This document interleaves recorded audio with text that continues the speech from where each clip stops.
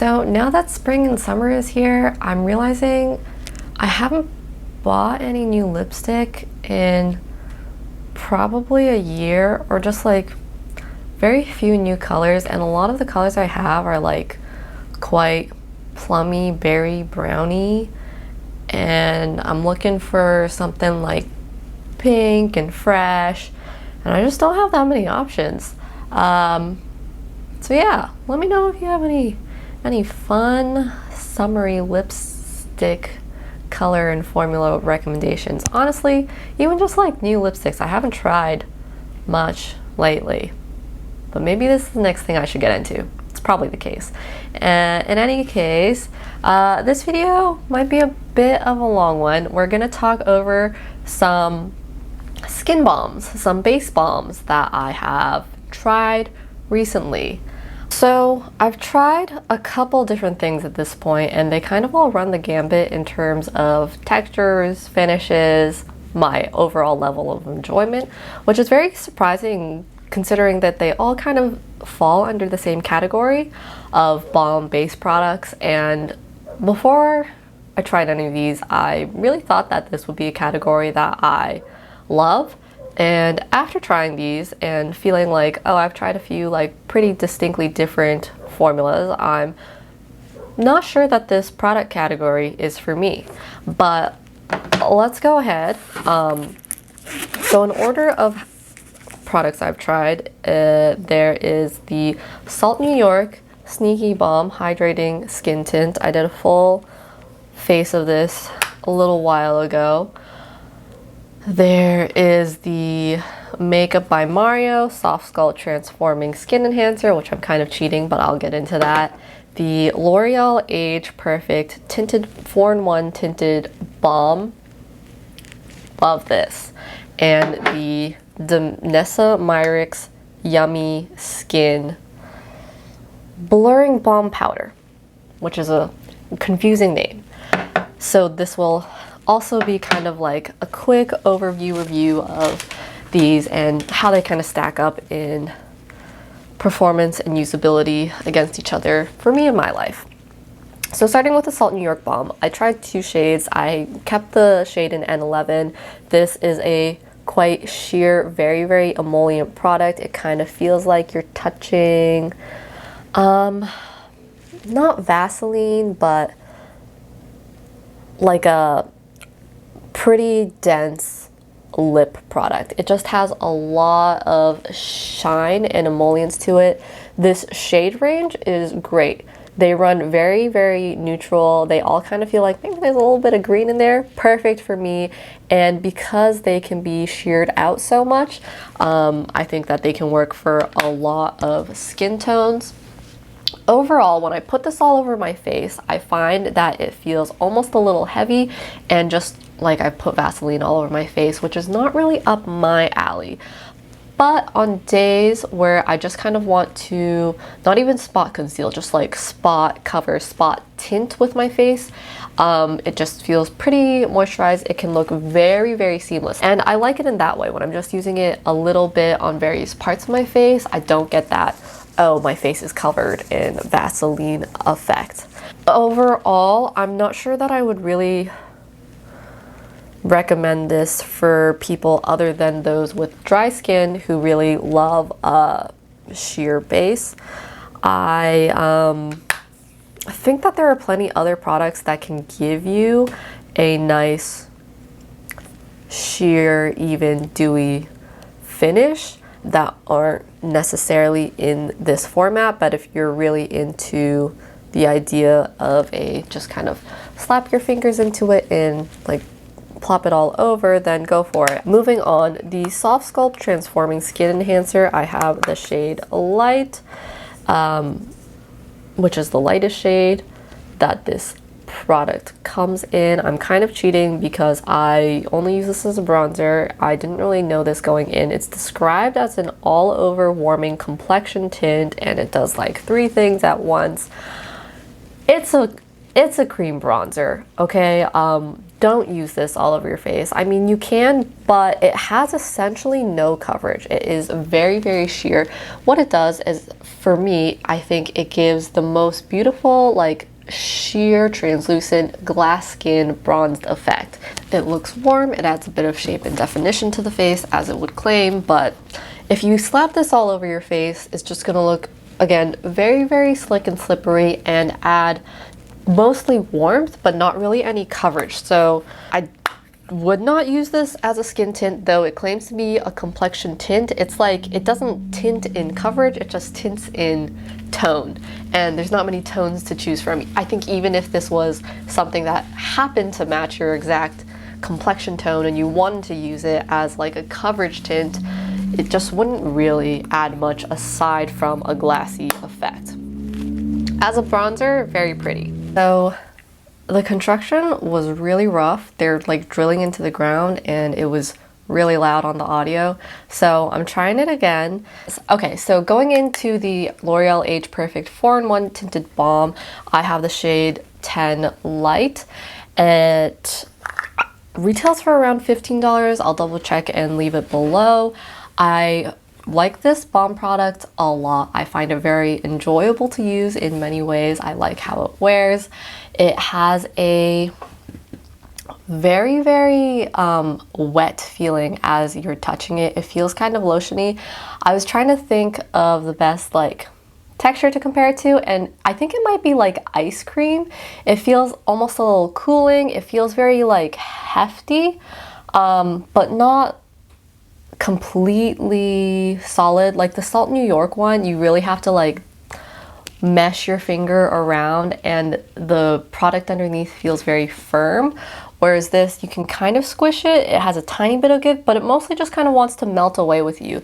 I find it really, really pleasant, and not only does it feel like it just wants to like melt onto your finger when you go to spread it on your face, it also just wants to like melt away and blend right in. It feels very wet. It's a lot more watery as opposed to like oily feeling. It is, I would say, sheer to light. I don't personally build this up too much, and I don't think you can build it past a light coverage.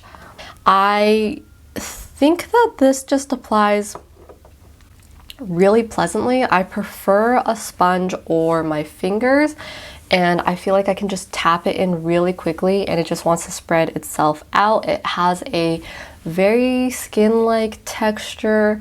It's not dewy, but it does definitely, again, it adds a little bit of moisture and it definitely leaves a little bit of luminosity to the skin, but it's not like dewy, and after a few minutes that moisture kind of gets sucked into your skin and feels very, very seamless.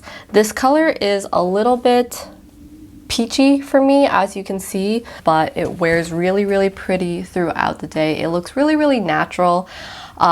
It's just so easy to slap on and go, and I think that this is one that would get along with a lot of different skin types, regardless of whether you're dry or oily or anything in between. I think that this is, if you're someone who's looking for a balm product and you generally like light coverage, this is probably one of the first ones I would recommend someone to try, because it's just so pleasant and easy to use, and it's not too much of one thing or too little of another, and it doesn't really emphasize anything that I don't like having emphasized. I just think that it's flattering and it's like fun and texturally very pleasant for me to put on.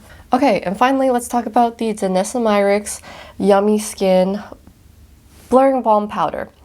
This is a slightly confusing product to me. I was very, very curious when I first got it. I guess first of all, I'm not huge on the packaging just because of this little spatula thing. It comes out, and then after you have it out, there's no clicky mechanism per se, so it can be quite finicky to get it kind of secured in place, and if you don't have it secured, it falls out really easily. This might just be a me problem, but I like the addition of a spatula, but I just find it a little bit unsecure, and I feel like they could have easily solved this in some way. In any case, this product is very unique. You can supposedly use it as a primer, coverage base product, or a powder.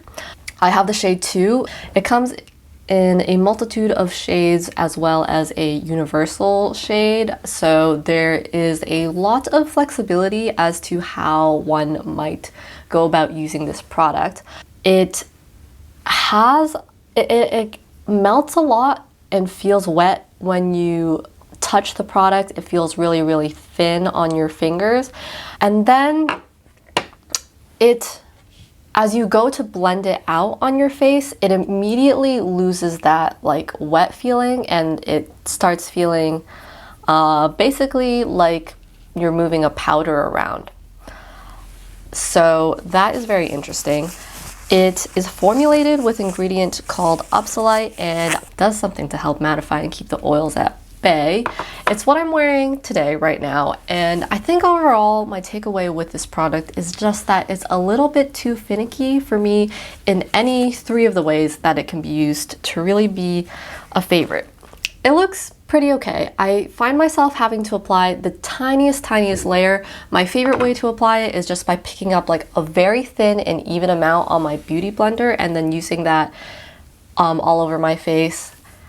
And I really personally, I can't apply too much because I find the product to be a bit drying. So if I simply have too much of this product on, it's like uncomfortably drying for too long for me. If you are someone with really oily skin or skin that's not as prone to dryness, maybe you can build this up more. That being said, I don't love how it looks built up past like 2 layers or even like more than just a thin layer. It definitely can cling to things, but the way I use it with a very, very thin amount, I think it does do a nice job of, like, when I finish my skincare, my face is generally very, very shiny looking. I have a lot of redness peeking through, and it does a great job of kind of dampening away that really shiny layer I have, and in just doing that, it makes me look a lot more natural. It is blurring on the pores.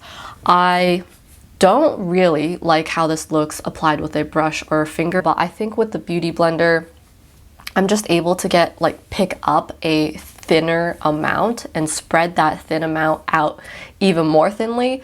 When I go in with other tools, I can't distribute things as thin, and then I feel like what I get is just like, feels a little chalky and not flattering to my skin. It kind of just feels like I put a layer of light product on my skin and it doesn't really give me the blurring effect that I want. Again, the whole point of this is that it's a little bit finicky for me to work with, but it is very mattifying. So I purposely use some of my like dewiest face products. So I'm using the Flower Blush Balm for my blush, and for my bronzer I'm using the Soft Sculpt Transforming Enhancer that I just mentioned earlier. My face feels completely one in texture. Like I noticed it instantly. When I first put the product on, it felt the same as when I usually put these products on. Like I can feel the dewiness on my face, but then after say 10 minutes, the like Upsolite or whatever is in the blurring balm powder just kind of sucked it away, and now my skin just feels like matte, like distinctly very not dewy on the places I put particularly dewy products. So if you are someone who, like, maybe your skincare leaves your skin feeling way too dewy, or you have a foundation that you love in the winter, but in the summer it's like a little too hydrating for you, this could be really nice as a primer that just kind of helps to like take that away and transform them into something that is more long-lasting and essentially negates any of that dewiness. Though I kind of feel like it'd be easier just to have like product that is not dewy in the first place. But in any case, that's certainly one possibility of how to use this. And then I kind of got into this as I was describing how I apply this. As a base product, I think I can get a nice effect. It looks like that's all I'm wearing as my base today. I'm not wearing any more powder. I'm wearing under eye concealer, but otherwise, like, I feel pretty fully covered. I cannot build up any more coverage than this because I really don't like how drying it feels. There are other products that I feel like I can just slap on my face and I enjoy the application process.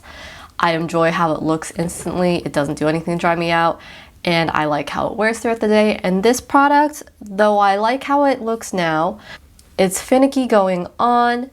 It feels a little drying for a few minutes, and it wears pretty nicely throughout the day. But when I just compare it to things that I love to reach for and put on my face, the ease of use is just not the same.